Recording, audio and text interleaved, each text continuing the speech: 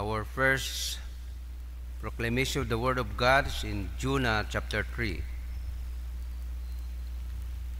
The reading. Now the word of the Lord came to Jonah the second time, saying, Arise, go to Nineveh, that great city, and preach to it the message that I tell you. So Jonah arose and went to Nineveh, according to the word of the Lord. Now Nineveh was an exceedingly great city, a 3-day journey in extent. And Jonah began to enter the city on the first day walk. Then he cried out and said, Yet 40 days, and Nineveh shall be overthrown. So the people of Nineveh believed God, proclaimed a fast, and put on sackcloth from the greatest to the less of them. Then word came to king of Nineveh, and he arose from his throne and laid aside his robe, covered himself with sackcloth, and sat in ashes. And he caused it to be proclaimed and published throughout the Nineveh by the decree of the king and his nobles, saying, Let neither man nor beast, herd nor flock, taste anything. Do not let them eat or drink water, but let man and beast be covered with sackcloth, and cry mightily to God. Yes, let every one turn from his evil way, and from the violence that is in his hands.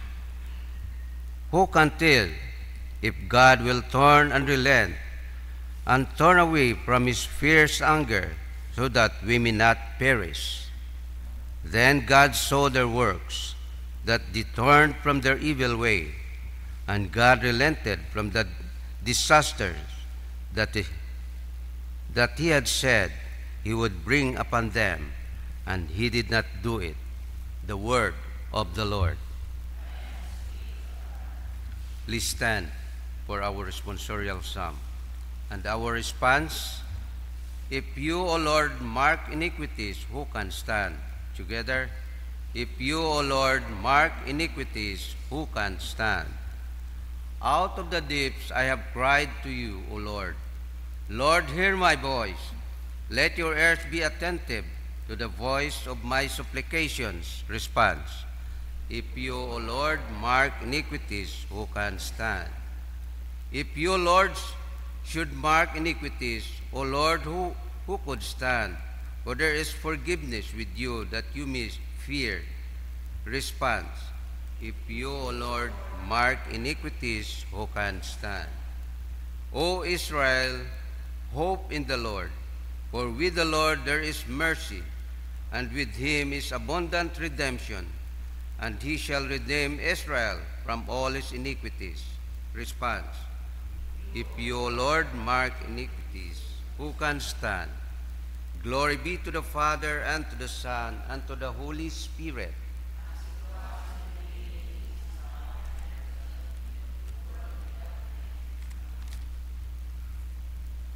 The Lord be with you. The Holy Gospel of our Lord Jesus Christ, according to Saint Luke. Glory to you, Lord Christ. We are reading from chapter 10, beginning at verse 38 through verse 42. Now it happened, as they went, that he entered a certain village. A certain woman named Martha welcomed him into her house, and she had a sister called Mary, who also sat at Jesus' feet and heard his word. But Martha was distracted with much serving, and she approached him and said, Lord, do you not care that my sister has left me to serve alone? Therefore tell her to help me.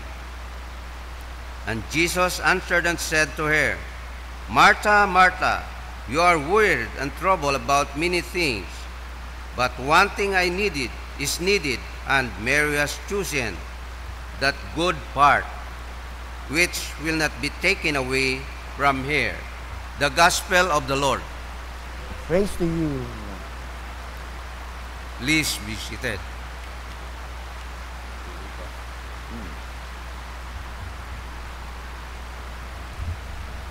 Madayan nga gahon sa aton nga tanan. Good morning to everyone.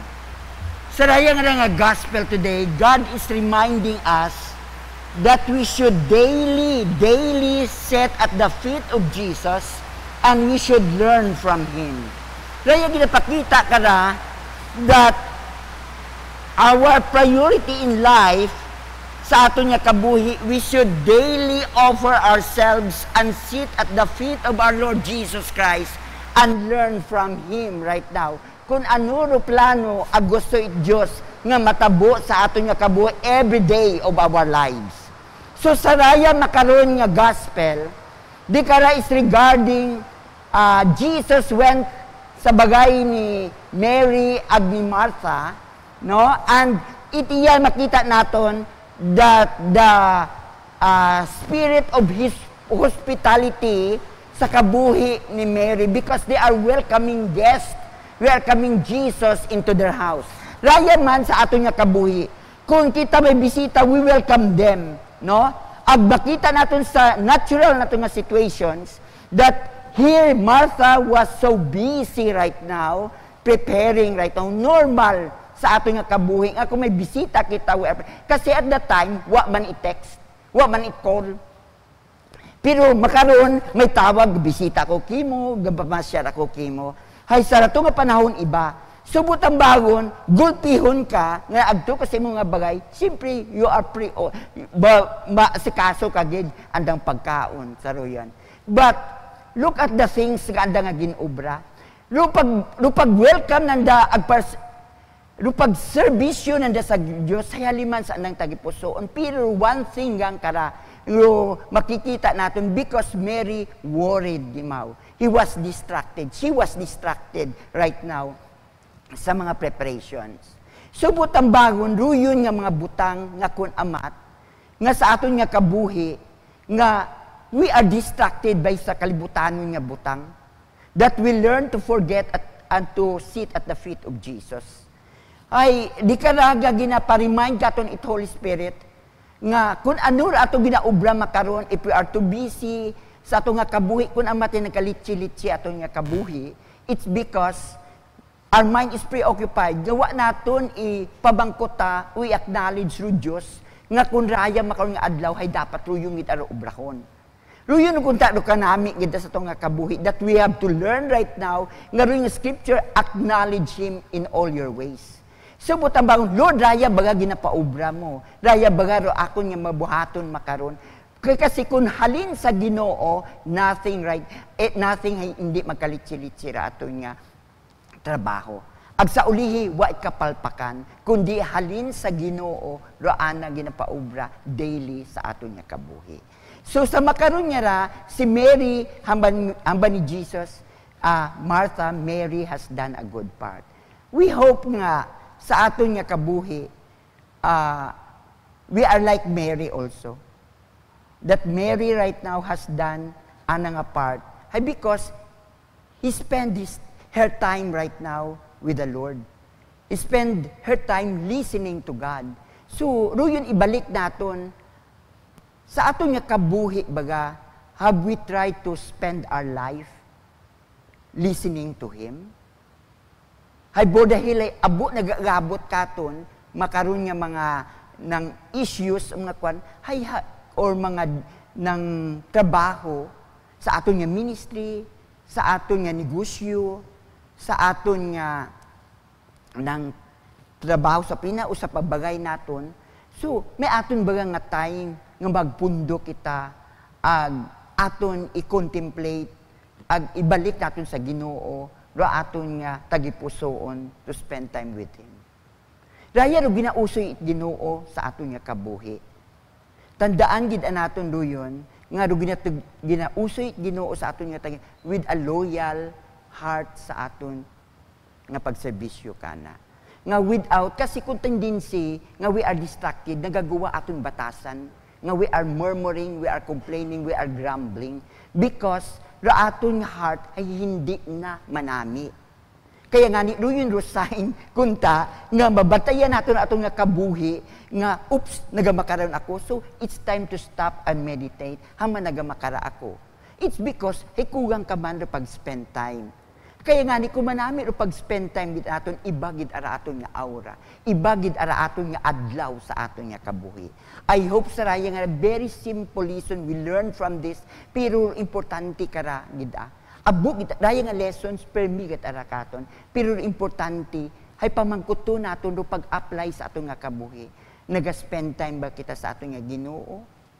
Sa pagbasa it ana nga pulong, sa pag-pray ka na, kasi kung sa prayer may mga directions aro Dios sa aton nga kabuhi regarding sa aton ministry, sa aton nga ng kwano, sa aton nga negosyo, sa aton nga kabuhi, sa aton nga pamilya, kun raya permi daily nga attitude naton hayro pag tao it aton nga kabuhi sa Ginoo. And God is willing mataro Dios sa pagtao, pero aton nga tagipuso ng piniino hay sarado, hay paano man imo makipag-istorya katon. Kaya nga dapat gid ana hay we unleash everything runa sa aton nga mind.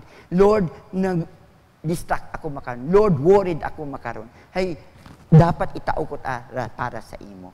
And I know that God will show to us because the Holy Spirit is in us right now, and He will show things right now beyond sa aton nga kaugalingon nga ginaisip. In the name of the Father, the Son, the Holy Spirit. Amen.